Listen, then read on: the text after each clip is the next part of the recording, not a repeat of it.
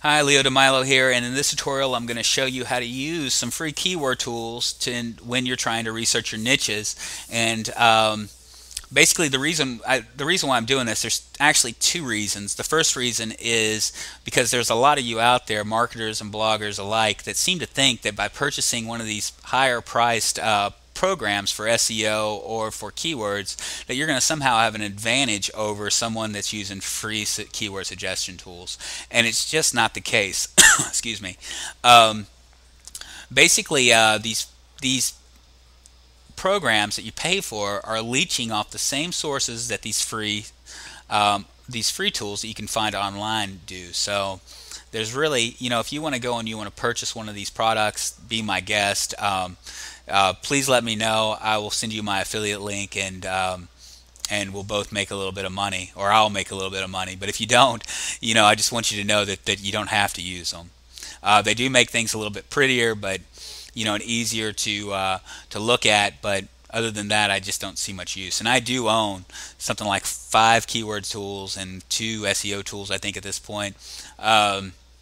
But anyway, that's the primary reason. The secondary reason is because a lot of bloggers out there seem to think that there's this thought that if you build one site and you just load it up with content, you have 600, 700 pages, 1,000 pages, that eventually you are going to be able to make a lot of money online with that blog. And I'm not going to say that you're not, but the chances are you aren't. I mean, you got to think there are billions of blogs out there, and they're all competing for the same thing. A lot of blogs are there for fame or there for money, and you know when you go over primary keywords like, for instance, make money online, you're competing against a large constituent of blogs that are basically want the same resources. Now, most bloggers, what they do is they go out and they make comments on other blogs.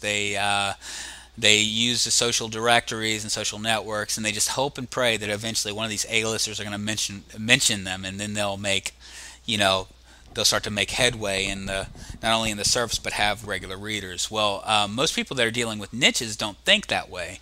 What we think that we find a small niche that gets 100 people a day, and we research it and we look at the backlinks of our competitors, and then we try to get in the top 10, and we're happy to take just a small amount of people per day that will come visit us. And whether you monetize it with CPA ads or with AdSense or whatever, it doesn't really matter, because see, what us niche marketers really look at doing is we build a site out, build it with 10 or 20 pages, and then we move on, and we build links gradually with it. And eventually, we have 40 or 50 blogs out there, or 40, 50 websites, very small, minor, minute websites out there with a very focused keyword.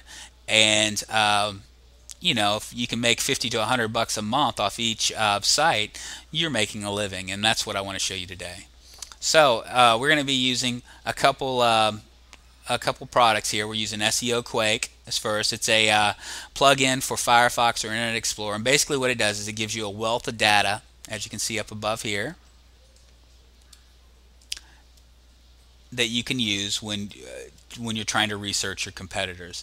The second tool that we're going to be using is SEO Book Keyword Suggestion Tool, and this is very powerful. It is going to give you an idea of about how many times keywords are searched, as well as a wealth of other data. And finally, we're going to use the good old Google search bar, and this is to find our niches. So I went ahead and I typed in Forex just to give you an example of a niche, and as you can see, there's 57 million pages that I'm competing against. Now, I could actually lower this, most likely, by putting this in quotes. Let's see. Maybe I might be able to. It might be the same. It's the same. So yeah, it's the same. So basically, this is a very tough niche to get into. 57 million pages. It'd probably take me probably upwards of a year to rank into the top 10. So I'm not going to do this because I want to make money over the next 3 months. So I already know that Forex is probably not a good idea, but let's look at the Forex derivatives for keywords. And what I'm going to do is go over here. This is tools.seobook.com, and I'm going to type in my keyword and see what comes up.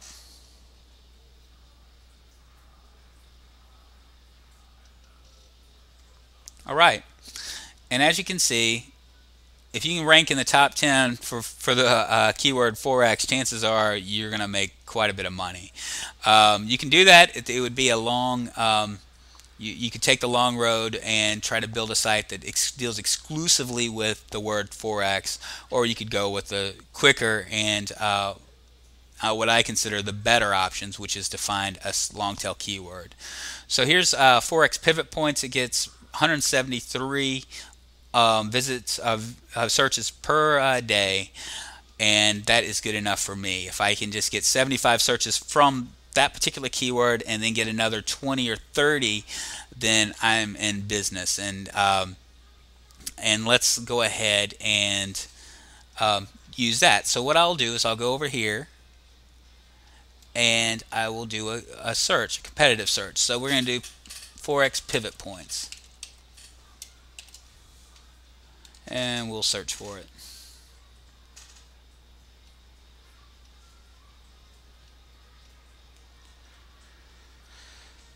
And we're going to wait, and as you can see, there's only 31,300 sites that have the keyword Forex pivot points in it. Now that is an overall estimate.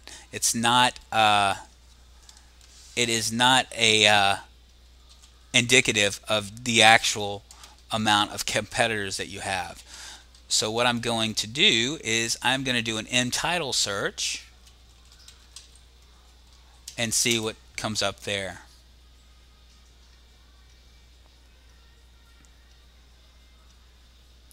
All right, and see, if you put in title, what you do, what that basically is saying is that in the title tag, this is these are the people that put Forex pivot points, and that is 459 people that you're really competing with.